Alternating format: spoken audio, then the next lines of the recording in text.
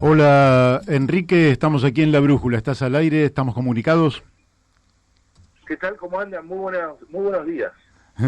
Bueno, un gustazo hablar contigo y voy directamente a la primera pregunta que te quiero hacer, que es sobre una presentación que hicieron ustedes sobre, si no entendí mal, los derechos del yaguareté y que, bueno, que ustedes plantean los derechos de la especie y nos interesaría que nos des una doble mirada. Por un lado, la mirada de tipo jurídica, que tiene que ver con esta presentación que han hecho ustedes y vos como abogado ambientalista, pero además la que tiene que ver con la biodiversidad y la importancia de la supervivencia de esta y otras especies. Bueno, ¿qué tal? ¿Cómo andan? Muy buenos días. Nosotros hicimos una presentación el viernes pasado junto a Greenpeace. Greenpeace viene trabajando este tema del hábitat del yaguareté y el yaguareté en sí mismo hace mucho tiempo, con informe, etcétera. El hábitat del yaguareté está desapareciendo, ¿no? Y el yaguareté en sí mismo, como especie, también está desapareciendo, sobre todo, y es el eje de nuestra acción, en lo que se llama la ecorregión del Gran Chaco argentino, que incluye las provincias de Chaco, Santiago del Estero, Formosa y Salta, ¿no? En esta región solo quedan 10 ejemplares de yaguareté, según estudios científicos, menos de 10, es decir, que está prácticamente extinto, ¿no?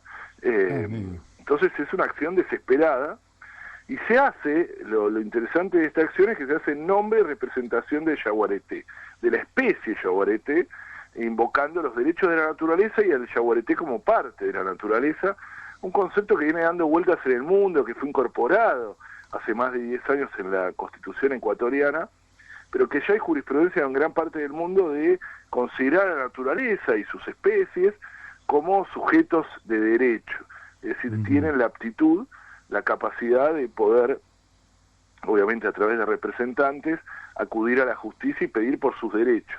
En este caso los derechos son derecho a existir, ¿no? Claro. El derecho a que su hábitat sea conservado también.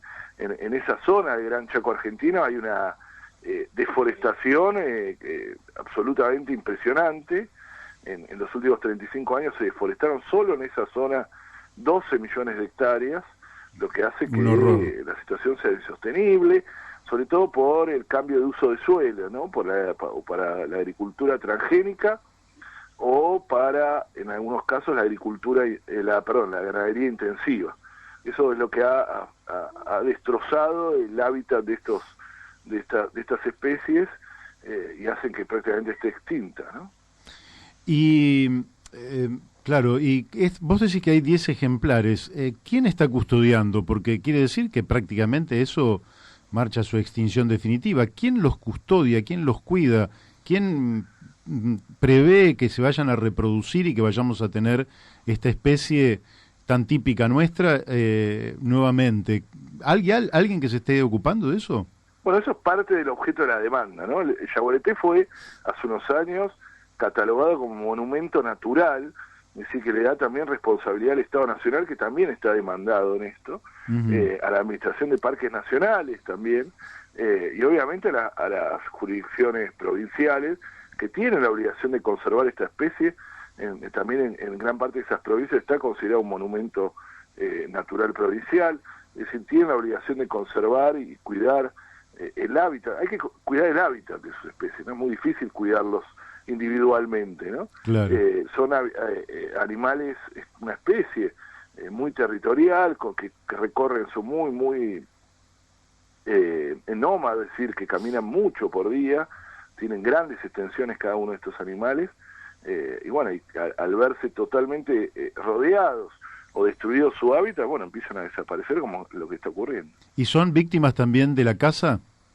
También es uno de los, sobre todo relacionado, no caza deportiva, o por lo menos no es la principal causa, sino más bien ganaderos que ven amenazados falsamente, ¿no? Es decir, porque la ganadería avanzó sobre el territorio de yaguareté, entonces en algunos casos es cazado en ese sentido, ¿no? Está absolutamente prohibido, ¿no? Claro. Enrique, te quiero hacer una pregunta porque creo que fue la semana pasada donde a través de una iniciativa del senador Pino Solanas, el Senado de la Nación votó algunos presupuestos mínimos para atenuar el cambio climático.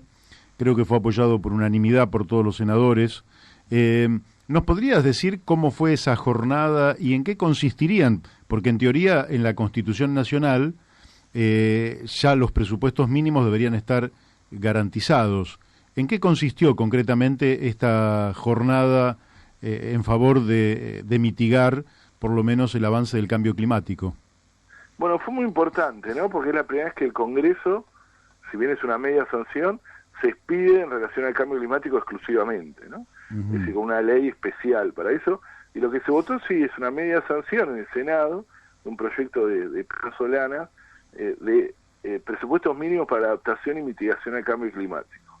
En este caso, presupuestos mínimos deviene del artículo 41 de la Constitución, el segundo párrafo, que lo que establece son estándares mínimos, ¿no? El Congreso Nacional tiene que hacer, en este caso el concepto de presupuesto mínimo está dado por una especie de estándar mínimo. Entonces son políticas públicas concretas que no solo obligan al Estado Nacional, sino también a las distintas provincias, a las distintas jurisdicciones, para que empiecen a tomar medidas concretas de adaptarse al cambio climático por un lado y el otro mitigar, es decir, emitir menos gases de efecto invernadero, ¿no? Algo que es un compromiso internacional y además un compromiso ético, ¿no? Con la Tierra y para poder, incluso con un compromiso de supervivencia. Ambas cosas nos parecen muy importantes y esperemos por esta unanimidad que prontamente la Cámara de Diputados le dé sanción definitiva y se convierta en ley y de esa manera se convierta, como dije antes, en una política pública, en una cuestión de Estado. Es importante que sancionen ley por los Bolsonaros o los Trump que hay en el mundo, ¿no? Que desconocen o niegan la existencia del cambio climático, ¿no? Claro, ahora tener una ley es muy interesante. ¿No crees que garantizando, digamos, por Constitución que los bienes primarios, los bienes de la naturaleza le pertenecen a las provincias, aunque no tengamos necesariamente Trump ni Bolsonaros en las provincias, ¿no han pensado, por ejemplo, en la ley de bosques que en lugar de presupuestos mínimos se trataba de presupuestos máximos y que por tanto deforestaron de una manera absolutamente irresponsable y no cumplieron siquiera con la ley de bosques? Sí, a ver, en Argentina hay una larga historia de desconocimiento de las leyes de todo tipo, pero fundamentalmente, ¿no? Nosotros en nuestro caso, de las ambientales, ¿no? El tema de las leyes de presupuestos mínimos deviene de la Constitución y a mí me parece que es muy sabia, ¿no? Dice, bueno, hay que crear una especie de estándar mínimo o un piso mínimo de protección y después las provincias pueden ser más protectoras, pero nunca menos. Claro. El problema en este caso es el absoluto desconocimiento de la ley, incluso de esos pisos, ¿no? Que es lo que pasa y con complicidades de distintos gobernadores, el de Salta, Chaco, en el caso de la causa de Chaguareté, Formosa, Santiago del Estero, es decir, ahí hay desconocimiento de la ley. Incluso nosotros en la causa denunciamos como tanto Chaco como Salta fundamentalmente lo que hicieron es recategorizar bosques. ¿Qué quiere decir? La ley de bosque establece que hay que categorizar los bosques en verde, amarillo y rojo según su nivel de protección, ¿no? Los rojos está totalmente prohibido hacer cualquier tipo de intervención, y mucho menos desmonte, etcétera. En los amarillos se puede hacer algunas actividades, pero no se puede desmontar tampoco, y en el verde sí. Bueno, lo que hicieron en el último tiempo, Chaco y Salta, es muchos predios o zonas o áreas que estaban catalogadas como rojas, las transformaron en verde a pedido de fincas relacionadas con el poder, muchas incluso relacionadas con Marcos Peña, etcétera, en el caso de Salta, de grandes fincas que lograron cambiar su categoría y poder desmontar, algo que además viola principios ambientales básicos como el de no regresión, ¿no? Claro. Uno no puede volver atrás una vez que protege algo. Pero bueno, es una característica común, sí. Y sobre la ley de bosques, ¿no sentís que, bueno, hecho el daño, por decirlo así, siempre está la posibilidad de reforestar? Es decir, que nosotros, en lugar de siempre estar a la defensiva, poder decir, bueno, está bien, usted hizo el daño, señor gobernador, en fin, quien fuera. Ahora es necesario que usted vuelva a forestar conforme indicaciones, no sé, del INTA o de una universidad o de algún foro que indique qué es lo que habría que forestar en ese lugar. No existe nada que obligue a la reforestación, ¿verdad, Enrique? En realidad la Constitución establece el deber de recomponer al que provoca un daño ambiental. Ajá. Entonces, de ahí deviene esa obligación y debería hacerse de esa manera. El problema es que no se hace porque son grandes intereses económicos, ¿no? Ahí está plantada miles de hectáreas, centenares de miles de hectáreas de soja o ganadería intensiva, etcétera, que responde a los intereses locales o a los poderes locales. Pero estoy totalmente de acuerdo con vos, que debería obligarse a eso. No puedo dejar de preguntarte, insisto que estamos hablando con Enrique Viale, abogado ambientalista, una autoridad en esta materia. No te puedo dejar de preguntar sobre cómo está la situación de los glaciares, dado que existe una ley que los protege, una ley que fue vetada en su momento, que después el Congreso insistió, logró que se efectivice desde el punto de vista legal jurídico, pero querría saber cómo está la realidad respecto de lo que es esa protección, siempre en riesgo por la minería a cielo abierto, por la irresponsabilidad de las empresas, en fin. Bueno, es también una larga historia, ¿no? La verdad que la ley de glaciares podría considerarse o podría relatarse como una larga carrera con obstáculos, donde te corren la línea de llegada permanentemente, ¿no? Cuando uno cree que está por llegar, la corre nuevamente. Lo cierto es que la ley igual está en este momento protegiendo al menos 44 zonas donde se quieren instalar proyectos mineros y que no pueden avanzar por la ley. Pero hay otros lugares donde la ley se viola flagrantemente y no podemos lograr, a pesar de denuncias penales, denuncias judiciales, amparo, etcétera, que se haga una aplicación efectiva, como por ejemplo en el caso de San Juan con la mina Veladero, ¿no? Que está en una zona prohibida por la ley. Pero bueno, es una carrera así, ¿no? No hay séptimo día de descanso, decía Norma Giarraca, una investigadora que falleció hace unos años, pero que acompañaba todas estas luchas, ¿no? Decía, nunca se descansa con esto. Sí, claramente. Es una lucha permanente y que tiene que ver con la defensa de la vida. Vos estábamos hablando de la deforestación básicamente en torno a un modelo rural sostenido, digamos, en un paquete donde los agrotóxicos juegan un papel muy importante. De hecho, el propio Pino también hizo una película, ¿no? Pueblos fumigados. Enrique, se sabe que una fumigación con glifosato intoxica, pero nadie dice, después de 10, 20, 100 fumigaciones, ¿qué es lo que pasa con la tierra? Claro. ¿Hay investigación al respecto? ¿Alguien ha dicho, hasta aquí se puede fumigar y a partir de este punto hay que darle tiempo a la propia tierra para que se regenere, se purifique y vuelva a ser un bien que es la fuente de la vida? Bueno, a ver, lo que hay es varios estudios que establecen eso, ¿no? La degradación de la tierra después de tantos agroquímicos, la tierra se agota, se cansa, ¿no? Nosotros consideramos que hasta tiene derecho la tierra, ¿no? Y genera una situación de no solo intoxicación, como decís, a las poblaciones, a la salud de la sociedad, sino también a la misma tierra. Se han encontrado glifosato en el río Paraná, se ha encontrado glifosato en las lluvias. Es decir, el sistema es el sistema de agronegocio es un sistema agroquímicamente dependiente, ¿no?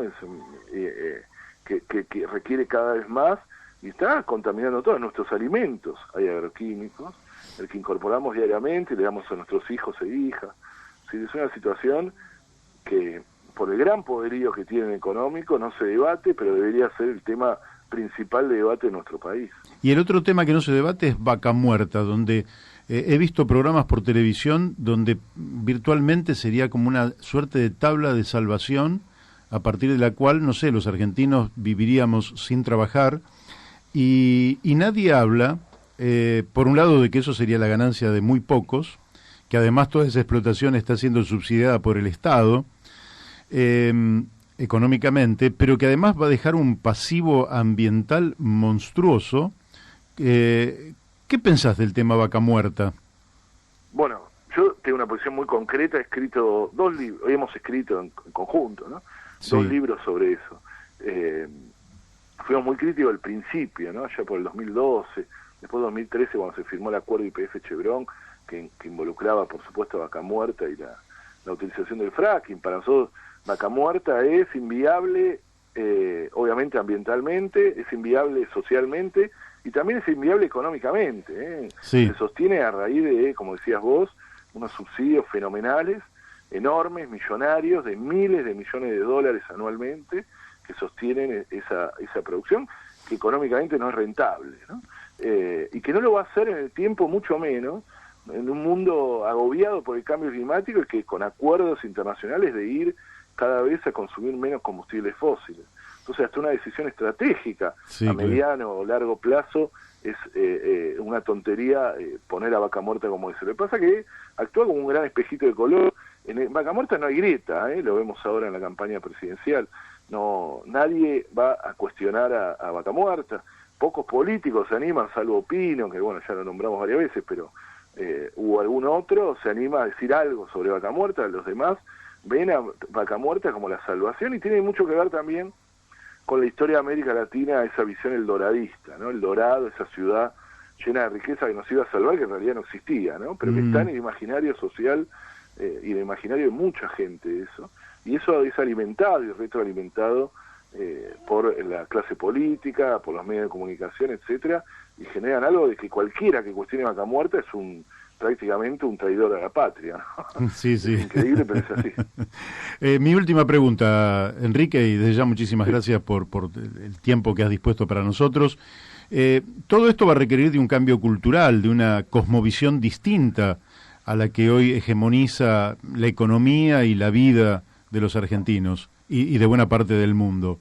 Ese cambio cultural que en general lo terminan expresando los más jóvenes, ¿verdad?, que son los que vienen más puros, los que vienen menos contaminados con la cultura vieja, esa cultura de la explotación, del extractivismo, de endiosar y hacer un fetiche del dinero. ¿Cómo estás viendo este cambio cultural en los más jóvenes? Bueno, en los jóvenes yo veo algo muy interesante que tiene que ver, mire, justo el día que se votó la ley de cambio climático en el Senado, también se votó una ley de emergencia, una declaración de emergencia climática y ecológica, impulsada por los jóvenes, que Pino tomó y lo hizo propio, pero para darle el estado parlamentario, pero que fue redactado por los propios jóvenes, que es un poco de empezar a reconocer el problema. Ellos vienen con ese chip, ¿no? Un chip absolutamente distinto, que además luchando por su futuro, ¿no? Porque claro, es el futuro que le vamos a dejar. Y es interesante, ojalá se multiplique, es difícil, no es fácil. La cuestión socioambiental en Argentina es un tema muy complejo, muy difícil de debatir, ocultado por los medios de comunicación, ocultado por la clase política, ocultado incluso en los procesos electorales, donde no se debate esto, ¿no? En realidad en esta campaña no se debate de ningún tema, pero no, nada. En esta, pero tampoco de la cuestión socioambiental. Me parece que el cambio cultural es la clave de esto, ¿no? De que estos temas sean exigidos. En Europa esto se está dando, uno puede decir que bueno, ahí están los estándares de vida y acá la emergencia económica no permite pensar en estas cosas, pero en Europa, por ejemplo, en las últimas elecciones, los partidos verdes que están relacionados con esto tuvieron una elección muy grande con un gran apoyo de los jóvenes, ¿no? Los y las jóvenes. Así que me parece que ojalá podamos, porque tenemos que entender que no es una cuestión naif de solo para los países que tienen resueltos sus problemas económicos, sino que mucho de nuestra pobreza se explica por los modelos de desarrollo y económicos que nos imponen, ¿no? Eso de ser casi los proveedores de materias primas del mundo. Si podemos debatir eso y empezar, vamos a dar otro salto, ¿no? Pero bueno, no es fácil. Enrique, Daniel de Abrantes te habla. ¿Qué tal? Buen día. ¿Qué tal? ¿Cómo andan? Buenos días.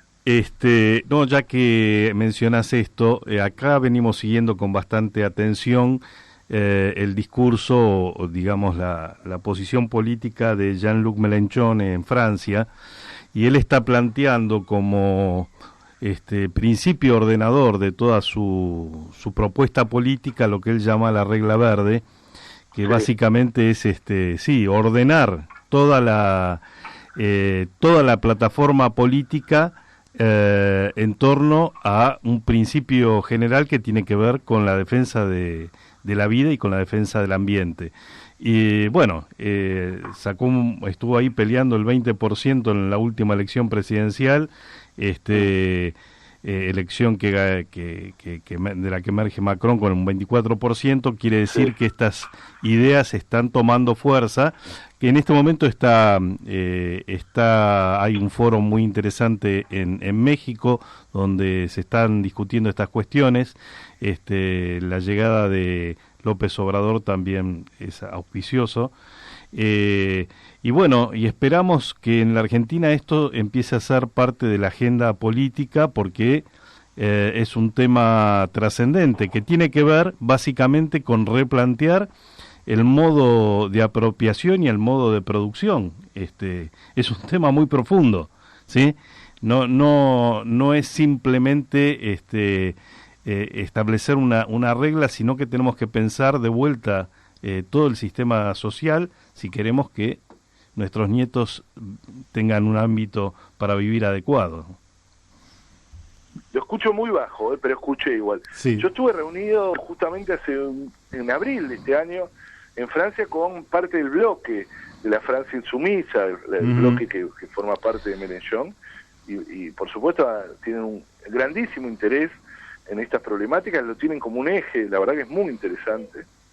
También tenemos en América Latina, tenemos a Gustavo Petro, que fue el candidato presidencial en Colombia, de la Colombia Humana se llamaba, que fue alcalde de Bogotá y que también tuvo una excelente elección, nos llegó a ganar, pero él también decía una economía para una relación armónica con la naturaleza y no en guerra con la naturaleza, una economía, una política para la vida y no para la muerte.